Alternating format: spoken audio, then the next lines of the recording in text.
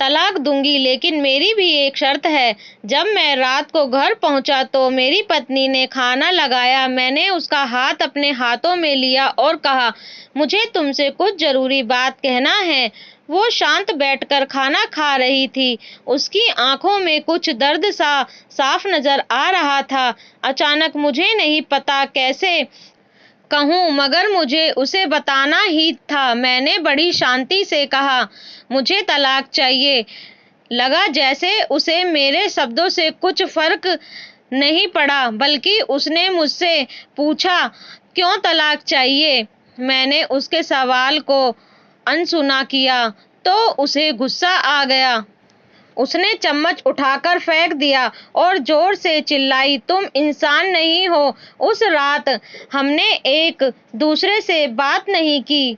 वो रो रही थी। मुझे पता था कि वो जानना चाहती थी कि आखिर ऐसा क्या हुआ जो हमारा रिश्ता टूटने की कगार पर आ गया। पर मेरे लिए उसके सवालों का जवाब दे पाना नामुमकिन था। मैं अब किसी और से प्यार करने लगा हूँ। अब मुझे उससे प्यार नहीं रहा। मैंने उसे उसके वर्षों के प्यार की सजा दी थी। भरे मन से मैंने तलाक के पेपर तैयार किए। उसमें लिखा था कि वह पूरा घर, कार और कंपनी की 30% शेयर ले सकती है इस तलाक के बदले में।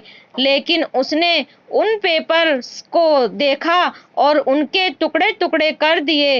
वो औरत जिसने मेरे साथ जीवन के 10 साल बिताए थे, वो आज मेरे लिए अनजान हो चुकी थी। मुझे इन 10 सालों का जो उसने मेरे लिए बर्बाद किए, अगर मैं क्या करूं? जो हो चुका उसे मैं बदल नहीं सकता था, क्योंकि मैं किसी और से, अपनी पत्नी से भी ज्यादा प्यार करने लगा था। आखिरकार उसके सब्र का बांध टूट गया और वो फूट फूट कर मेरे सामने रोने लगी। मेरे लिए उसका रोना एक तरह से उसकी रिहाई की तरह था। तलाक की ये बात जो कई दिनों से मुझे परेशान कर रही थी, अब बिल्कुल साफ हो चुकी थी। अगले दिन मैं घर काफी लेट आया। मैंने देखा कि वो टेबल पर बैठकर कुछ लिख रही थी। मैंने शाम का खाना नहीं खाया था, लेकिन फिर भी मैं सीधे ऊपर जाकर अपने कमरे में सो गया, क्योंकि पूरा दिन प्रिया के साथ रहने और कई जगह घूमने के बाद मैं थक गया था। वो शायद रात को उसी टेबल पर लिखते लिखते सो गई थी। सुबह उसने तलाक देने की शर्त बताई। वो मुझसे कुछ भी लेना नहीं चाहती थी। उसे सिर्फ तलाक से पहले 1 महीने का समय चाहिए था। उसने आग्रह किया कि इस 1 महीने में हम दोनों वही पुराना वाला जीवन जिएं, जितना संभव हो सके, क्योंकि आने वाले महीने में हमारे बेटे की परीक्षा है। वह नहीं चाहती थी कि हमारे टूटे रिश्ते का प्रभाव उसकी पढ़ाई पर पड़े। मुझे भी यह ठीक लगा, मगर वो कुछ और भी चाहती थी। जैसे शादी के दिन मैं उसे उठाकर अपने शयन कक्ष तक ले गया था, उसी तरह हर रोज 1 महीने तक मैं उसे शयन कक्ष से उठाकर मुख्य द्वार तक ले जाऊं। मुझे लगा यह पागलपन है, मगर इन आखिरी दिनों को थोड़ा अच्छा बनाने के लिए मैंने उसकी यह शर्त स्वीकार कर ली। मैंने प्रिया को अपनी पत्नी की सभी शर्तें बताई। वो हंसने लगी। उसे लगा, मेरी पत्नी कितने भी तरीके अपना ले, तलाक होना तो तय है। मेरी पत्नी और मैं किसी से भी इस दौरान नहीं मिले थे, लेकिन उस दिन जब मैं उसे पहली बार उठाकर गेट तक लेकर गया, तो हम दोनों काफी अजीब महसूस कर रहे थे। पीछे से हमारा बेटा भी खिलखिलाकर खुश हो रहा था। अगले दिन यह काम थोड़ा सामान्य और आसान हो गया। वह मेरे सीने से लगी थी और मैं उसकी खुशबू महसूस कर रहा था। ऐसा लगा जैसे कई दिनों बाद मुझे ये खुशबू मिल रही थी, या फिर कई दिनों से मैंने इसके होने का महसूस नहीं किया था, और चेहरे पर कुछ हल्की झुर्रियां नजर आ रही थी और बाल भी सफेद होने लगे थे। यह वही औरत थी जिसने अपने जीवन के 10 साल मुझे समर्पित किए थे। चौथे दिन जब मैंने उसे उठाया तो वो पुरानी रोमांच लौटने लगी थी। पांचवें और छठे दिन वो पुराना प्यार फिर जागने लगा। मैंने प्रिया को इस बारे में कुछ नहीं बताया था। अब उसे उठाना और आसान हो गया था। शायद हर रोज यह सब करने का मैं आदी हो गया था। एक दिन वह अपनी पसंद की साड़ी निकाल रही थी, लेकिन कुछ खास नहीं ढूंढ पाई। उसने सांस भरते हुए कहा कि उसके सारे कपड़े बड़े पड़ने लगे हैं। तब मुझे पता चला कि वह काफी दुबली हो गई है और इसीलिए मैं उसे आसानी से उठा पा रहा था। मेरे दिल को एक झटका सा लगा। उसने अपने दिल में काफी सारा दर्द छुपा रखा था। पता नहीं कैसे मैं आगे बढ़ा और उसके सिर को छूकर देखा। अचानक हमारा बेटा आया और बोला कि पापा, ये तो मम्मा को उठाकर बाहर ले जाने का समय हो गया है। उसके लिए अपने पापा द्वारा मम्मी को इस तरह उठाकर ले जाते हुए देखना जीवन का अधिक हिस्सा बन गया था। मेरी बीवी ने हमारे बच्चे को बुलाया और जोर से उसे गले लगा लिया। मैंने अपना चेहरा दूसरी तरफ कर लिया। मुझे लगा कहीं मैं अपना निर्णय ना बदल लूं।